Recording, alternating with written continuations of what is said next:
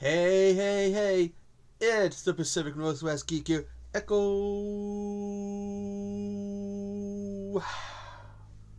Zero here. Cha, baby. Here for day 4.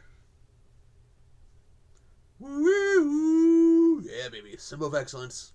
Well, not this time, but anyways, I'm here for day 4 of 80's week 2025. And the movie I'll be looking at, yeah, this is going to be perhaps a bit more of a bashing than a review. As I'll be looking at 1987's Masters of the Universe. Inspired by the toy line and the animated series, Masters of the Universe, He-Man, Masters of the Universe. The movie stars Frank Lagoria as Skeletor.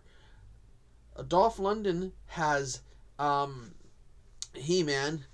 Meg Foster with those lovely eyes. Oh, I always love the eyes. Has Evelyn.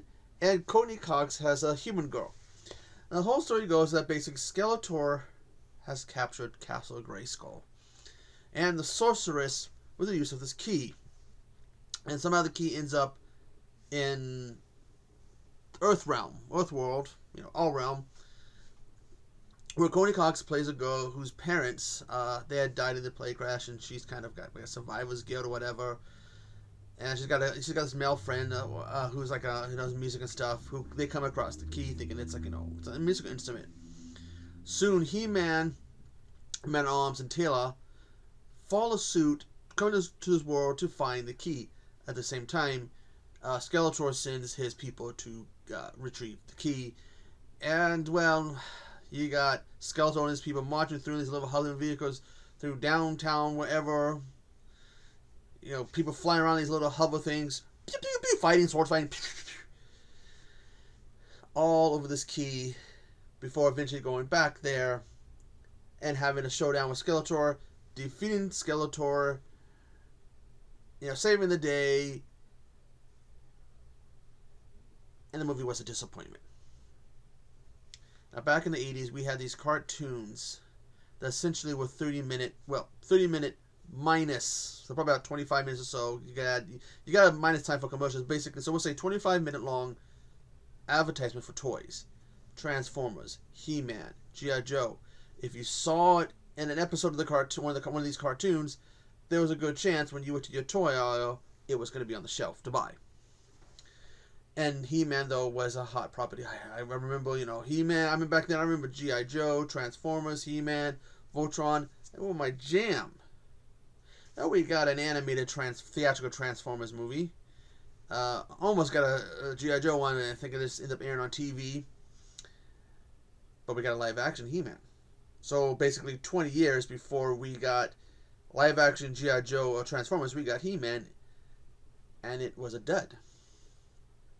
The movie, Dolph Lundgren was 2 years removed from perhaps the role that made him. Igo, whatever, from Rocky 4. The guy that kills Apollo Creed. Apollo Creed is a wrestler, but he kills Apollo Creed. And physically, Dolph was put together pretty good. But it just... the whole thing fell short. It lost canon. That's the other thing. I have a soft spot for a lot of the films that Canon did in the 80s. Whether it's Life Force, Texas Chainsaw Massacre 2, my favorite Texas Chainsaw Massacre. There's some Chuck Norris movies, The Mission in Action, Invasion USA, The Hero in Terror. They did Over the Top with Sylvester Stallone, which I guess was... Well, by 87, I think the signs were really there that, things were going downhill. Remember this, I believe this is the same year that Superman 4, The Crest of Peace, another went down here. But this one just... And the toy line had what? The cartoon had ended 2 years later, so the toy line exactly wasn't probably 2 years later, all that. I can't recall if they were still doing the toys at that time. Transformers, I believe, still had some life in them. G.I. Joe had life in them. But He-Man essentially was done for, and they would do a follow-up where he was traveling in space a few years later. But the live-action He-Man movie, Masters of the Universe, was a dud. Now, if you want to see Dolph, if you're a big, if you're a fan of Dolph Lundgren, all muscular, oiled up, running around in a loincloth going, I am He-Man, this is it. This would be the thing. The movie also ended with we were given a little tease of a sequel where the Skeletor gets thrown to somebody falls, thrown whatever to his death, and we see his head come out of this wall, and he's like, I will be back. And he wasn't. Again, because this movie bombed.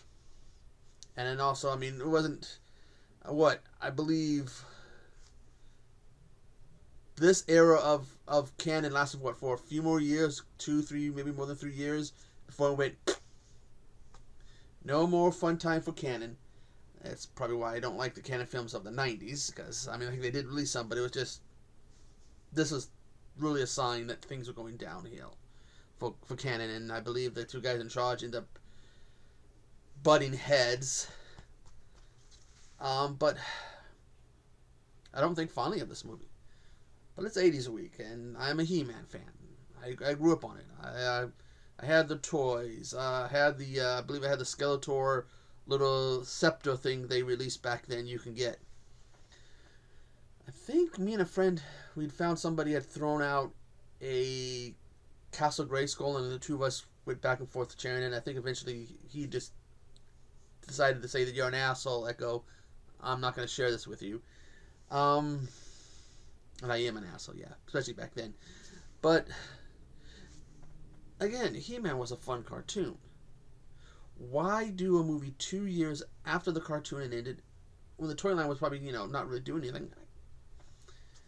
But if you've seen this movie, tell me what you think. If you're a fan of the old He-Man cartoon, tell me what you think too. Again, it was probably, for me, probably went Transformers, G.I. Joe, Voltron, He-Man, Ghostbusters were probably my cartoons back then.